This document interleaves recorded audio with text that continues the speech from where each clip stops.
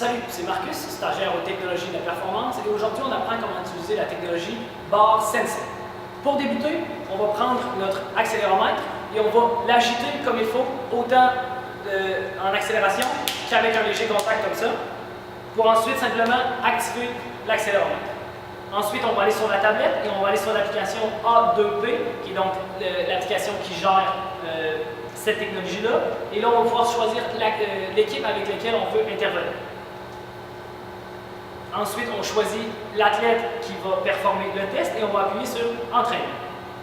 On va nous demander, normalement, avant d'avoir le choix des activités, on va nous demander de dire quel capteur a été activé pour le sélectionner, parce qu'on peut faire, il y a plusieurs capteurs ici à l'UQTR.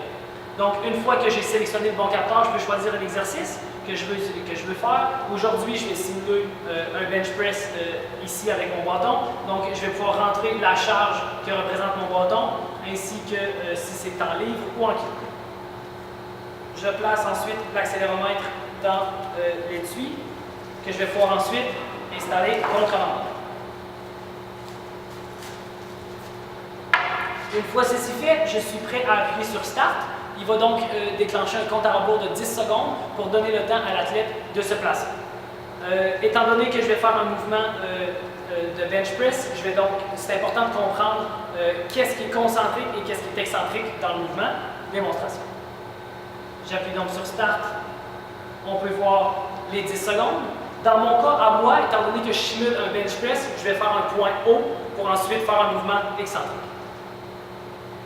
L'écran devrait clignoter vert pour m'indiquer la première répétition.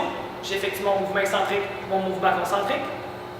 Ça clignote vert, ça veut donc dire que la répétition a été bonne. Je peux donc enchaîner avec ma deuxième répétition. Et si par exemple, je ratais ma répétition, l'écran devrait s'allumer jaune pour dire que la répétition a été ratée. Une fois les répétitions terminées, on peut donc appuyer sur Terminer le set pour enregistrer les informations. Ensuite, en appuyant sur Back, ici en haut,